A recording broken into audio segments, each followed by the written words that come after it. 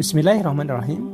Sahabat yang dirahmati Allah Ta'ala, pernahkah ada di antara sahabat yang melihat ada orang yang berzikir dengan menggunakan berbagai macam alat? Dari mulai yang sifatnya konvensional seperti menggunakan alat jari jemari tangan, ada juga yang berbentuk kalung, dan tidak bisa kita nafikan adanya benda zikir dalam berbentuk kalung ini. Faktanya bisa kita temukan dalam tradisi agama lain, seperti kalangan rohaniawan di kalangan Kristen, Hindu, sampai dengan Buddha, ada kebiasaan beraktivitas ibadah dengan menggunakan media tasbih berbentuk kalung.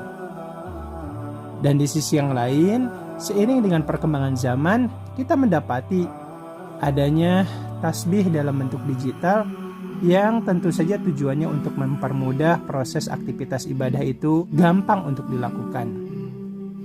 Lantas pertanyaannya, seperti apa syariat menyikapi adanya alat-alat yang digunakan ketika proses zikir itu dilakukan?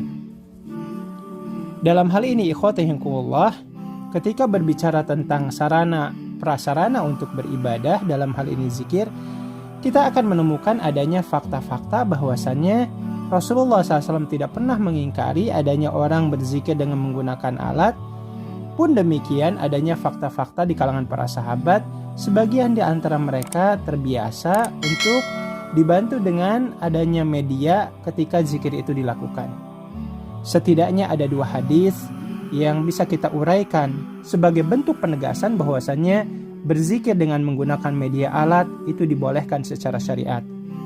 Hadis yang pertama dari sahabat Sa'ad ibn Abi Waqqas yang diriwayatkan oleh Imam Abu Daud dan At-Tirmidzi, disebutkan annahu dakhala ma'a Rasulillah sallallahu alaihi wasallam ala imra'atin wa baina yadayha nawa aw hasa tusabbihu bih.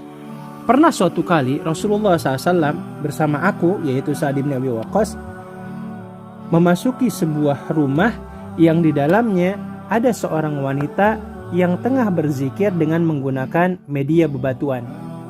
Maka saat itu Rasulullah SAW kemudian berkata, ala ukhbiruka bima huwa aisaru alaiki min hadha au afdal. Kata Rasulullah, mau tidak aku ajarkan beberapa lafaz zikir yang lafaz ini jauh lebih baik dibandingkan apa yang kamu ucapkan. Sementara itu, hadis yang kedua dari Sofiyah binti Huyai radhiyallahu taala anha, beliau adalah salah seorang istri Rasulullah SAW. Dalam hadis riwayat Imam At-Tirmidzi disebutkan, dakhala alayya Rasulullah sallallahu alaihi wasallam wa baina yadayya 4,000 nuwatin usabbihu biha. Disebutkan pernah suatu kali Rasulullah SAW masuk ke rumahku, sementara saat itu aku sedang berzikir dengan menggunakan media 4.000 bebatuan yang aku kemudian berzikir menggunakannya.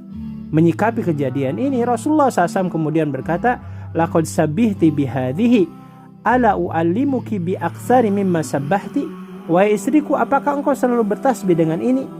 Mau tidak aku ajarkan beberapa lafaz yang jauh lebih baik dibandingkan apa yang kau ucapkan dalam tasbihmu itu.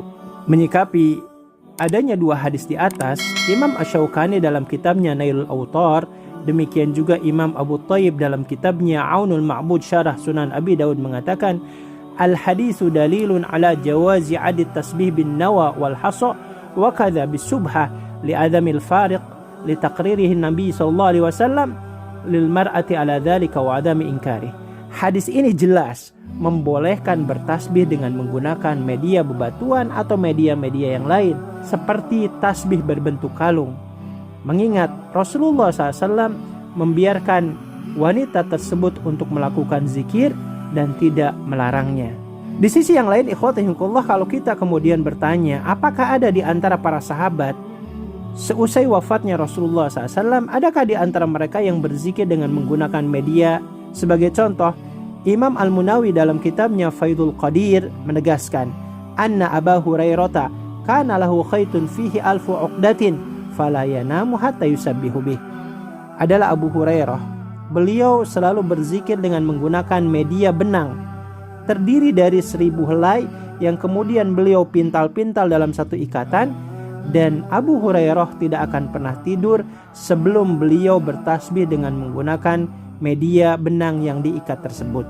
Maka ini adalah penegasan bagaimana Para sahabat pun sebagian di antara mereka ada yang berzikir dengan menggunakan media alat. Lantas timbul pertanyaan, seperti apa kemudian zikirnya Rasulullah SAW? Bagaimana metode beliau? Apakah beliau menggunakan media atau alat tertentu atau tidak?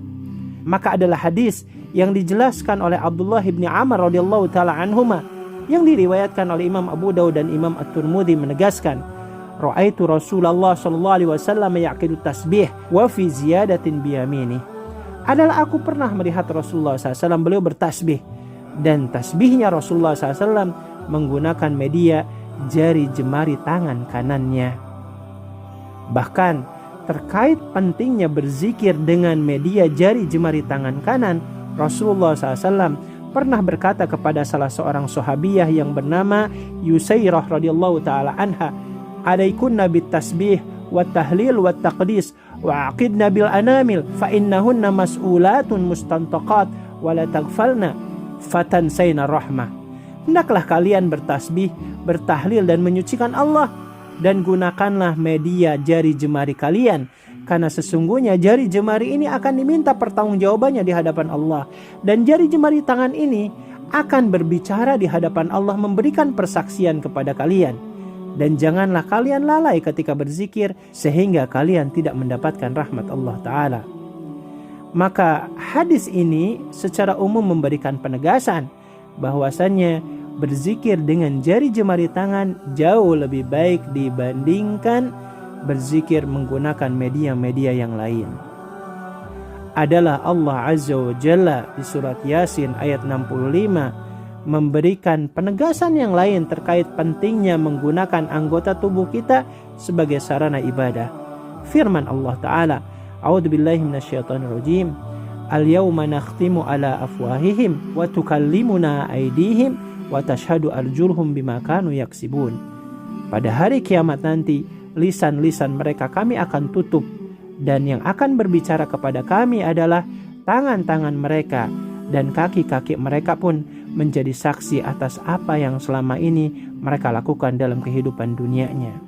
Maka inilah hadis, berikut juga ayat yang memberikan penegasan bahwasanya berzikir dengan menggunakan jari jemari tangan, wabil khusus utamanya tangan kanan, jauh lebih utama dibandingkan menggunakan media-media yang lain. Demikian, mudah-mudahan menjadi pengingat bagi kita semua. Sekaligus mari kita maksimalkan agar kita bisa lebih utama dalam melakukan aktivitas ibadah. Kesimpulannya, selama jari jemari tangan kanan kita masih bisa dipakai untuk berzikir, maka dahulukanlah jari jemari tangan ini agar bisa menjadi saksi pembela di hadapan Allah Subhanahu wa taala di yaumil qiyamah nanti. Barakallahu walakum.